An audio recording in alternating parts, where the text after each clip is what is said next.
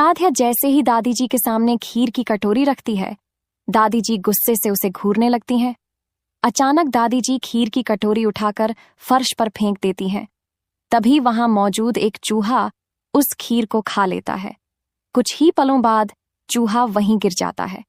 ये देखकर मित्तल परिवार के सभी लोग बुरी तरह घबरा जाते हैं। राधिया भी यह देखकर डर जाती है। दादी जी गुस्से में राधिया की तरफ उंगली उठाते हुए कहती हैं, देख लिया तुम सबने, इस लड़की ने मुझे जान से मारने के लिए खीर में जहर मिलाया था। आज तो मैं बच गई, लेकिन यह लड़की मुझे मारना चाहती थी। दादी जी तुरंत पुलिस को फोन कर देती हैं। कुछ ही देर में पुलिस इंस्पेक्टर और पुलिसकर्मी मित्तल परिवार के घर पहुंच जाते हैं। पुलिस को देखते ही घर के सभी लोग हैरान रह जाते हैं। इंस्पेक्टर दादी जी से पूछते हैं, बताइए, आपको जान से मारने की कोशिश किसने की? दादी जी तुरंत राधिया की ओर इशारा करके कहती हैं, इंस्पेक्टर साहब, इसी लड़की ने, इसने मुझे मारने के लिए खीर में जहर मिलाया था। इंस्पेक्टर राधिया की तरफ देखते हुए कहते हैं, मैडम, आपको हमारे साथ पुलिस स्टेशन चलना होगा, वहां इस मामले की पूरी जांच होगी।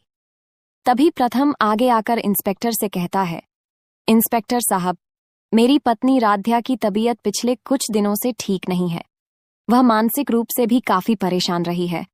अगर खीर में कोई गलत चीज चली गई है तो यह जानबूझकर नहीं हुआ होगा। राधिया का किसी को नुकसान पहुंचाने का कोई इरादा नहीं था। मैं आपको विश्वास दिलाता हूं कि आगे से ऐसी लापरवाही दोबारा नहीं होगी। हम भी ध्यान रखेंगे कि जब तक उसकी तबीयत पूरी तरह ठीक नहीं हो जाती, वह खाना बनाने का काम न करे। इंस्पेक्टर कुछ देर सोचने के बाद कहते हैं, ठीक है, फिलहाल हम आपकी बात मानकर राधिया को यहां से ले जाने की कार्रवाई नहीं कर रहे हैं, लेकिन अगर भविष्य में ऐसी कोई घटना दोबारा होती है तो मामला गंभीर हो सकता है। इतना कहकर पुलिस वहां से चली जाती है। पुलिस के जाते ही दादी जी का गुस्सा और भड़क उठता है। वह गुस्से में घर का सामान इधर उधर कर देती हैं और सभी लोगों से चिल्लाकर कहती हैं, आज तुम लोगों ने इस लड़की को बचा लिया, लेकिन याद रखना, अगर इसने दोबारा मुझे नुकसान पहुंचाने की कोशिश की तो मैं इसे हमेशा के लिए इस घर से बाहर निकाल दूंगी और सीधे जेल भिजवा दूंगी। दादी की बातें सुनकर राधिया अचानक बिल्कुल शांत हो जाती है। कुछ ही पलों में उसके चेहरे के भाव बदलने लगते हैं। अचानक राधिया के अंदर विषकन्या का प्रभाव हावी होने लगता है। उसकी आंखें लाल दिखाई देने लगती हैं और उसके बाल बिखर जाते हैं। वह गुस्से में दादी की तरफ देखकर कहती है, आज तो तू बच गई बुढ़िया, लेकिन अगली बार मैं तुझे नहीं छोड़ूंगी।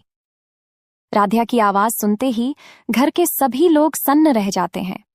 राधिया आगे कहती है, अगर इस घर में किसी ने मुझे रोकने की कोशिश की, मुझे बाहर निकालने की कोशिश की या मेरे रास्ते में आने की कोशिश की, तो उसका अंजाम बहुत बुरा होगा।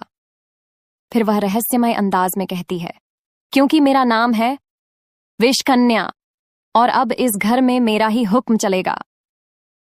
राधिया की यह बात सुनकर मित्तल परिवार के सभी लोग एक दूसरे का चेहरा देखने लगते हैं। किसी को समझ नहीं आता कि राधिया अचानक खुद को विषकन्या क्यों बता रही है। तभी राधिया के शरीर में एक अजीब बदलाव दिखाई देने लगता है। उसकी त्वचा का रंग असामान्य रूप से नीला पड़ता नजर आता है, आंखें लाल हो जाती हैं और उसके बिखरे बाल उसके चेहरे को और रहस्यमय बना देते हैं। ये देखकर परिवार के सभी लोग डर जाते हैं। प्रथम घबराकर राधिया की तरफ देखता है और सोचता है, राधिया को आखिर क्या हो गया है? क्या सच में उसके ऊपर विषकन्या का कोई रहस्यमय साया हावी हो चुका है? तभी रजनी जी घबराते हुए ओमकार जी और प्रथम से कहती हैं, हमें जल्द से जल्द किसी तांत्रिक को बुलाना होगा। अगर हमने समय रहते कुछ नहीं किया तो यह विषकन्या राधिया को पूरी तरह अपने वश में कर लेगी और राधिया के लिए खतरा और भी बढ़ जाएगा। रजनी जी की बात सुनकर प्रथम और ओमकार जी तुरंत तांत्रिक को घर लेकर आते हैं। तांत्रिक जैसे ही राधिया को देखता है, उसके चेहरे पर चिंता साफ दिखाई देने लगती है। वह गंभीर आवाज में कहता है, अभी इसके अंदर विषकन्या का प्रभाव मौजूद है। इस समय इसे बिल्कुल परेशान मत करना। अगर किसी ने इसे उकसाया या डिस्टर्ब करने की कोशिश की तो इसका व्यवहार अचानक बदल सकता है और यह घर में जमकर तोड़ फोड़ मचा सकती है। तांत्रिक की बात सुनकर मित्तल परिवार के सभी लोग सहम जाते हैं। पूरे घर में ऐसा सन्नाटा छा जाता है कि किसी की सांसों की आवाज तक साफ सुनाई देने लगती है। तभी राध्या धीरे धीरे अपना सिर उठाती है और तांत्रिक को घूरने लगती है। उसकी आंखों में गुस्सा देखकर प्रथम तुरंत उसके पास जाने की कोशिश करता है, लेकिन तांत्रिक हाथ उठाकर उसे रोक देता है। तांत्रिक गंभीर आवाज में कहता है, प्रथम जी, अभी इसके बिल्कुल करीब मत जाइए। इसके अंदर मौजूद विषकन्या का प्रभाव इसे उकसाने की कोशिश कर रहा है। अचानक राध्या गुस्से में कहती है, तुम यहां क्यों आए हो? मुझे पता है तुम क्या करने वाले हो। ये सुनकर रजनी जी डरकर ओमकार जी का हाथ पकड़ लेती हैं। तांत्रिक राध्या से शांत रहने के लिए कहता है, लेकिन तभी कमरे में रखा एक भारी सामान अपने आप हिलने लगता है। परिवार के सभी लोग घबराकर पीछे हट जाते हैं। प्रथम डरते हुए कहता है, राध्या, तुम्हें कुछ नहीं होने दूंगा। राध्या कुछ पल तक प्रथम को देखती रहती है, फिर अचानक उसका चेहरा शांत हो जाता है और वह बेहोश होकर जमीन पर गिरने लगती है। प्रथम तुरंत उसे संभाल लेता है। तांत्रिक उसकी नब्ज देखकर कहता है, अभी यह सुरक्षित है, लेकिन खतरा टला नहीं है। अगर आज रात विषकन्या का प्रभाव फिर से जाग गया तो हमें बहुत बड़ा फैसला लेना पड़ेगा। ओमकार जी घबराकर पूछते हैं, कैसा फैसला? तांत्रिक रहस्यमयी अंदाज में उनकी तरफ देखकर कहता है, ऐसा फैसला जिससे राध्या की जिंदगी हमेशा के लिए बदल सकती है। तांत्रिक की यह बात सुनते ही सभी लोग एक दूसरे का चेहरा देखने लगते हैं। वहीं दूसरी तरफ राध्या की बंद आंखों के सामने एक रहस्यमयी परछाई दिखाई देती है। राध्या अभी भी बेहोश होकर प्रथम की बाहों में होती है। तभी तांत्रिक अचानक घबराकर पीछे हट जाता है। तांत्रिक धीमी आवाज में कहता है, रुकिए, इसके अंदर फिर से वही प्रभाव जाग रहा है। प्रथम राध्या को आवाज देता है, राध्या, आंखें खोलो।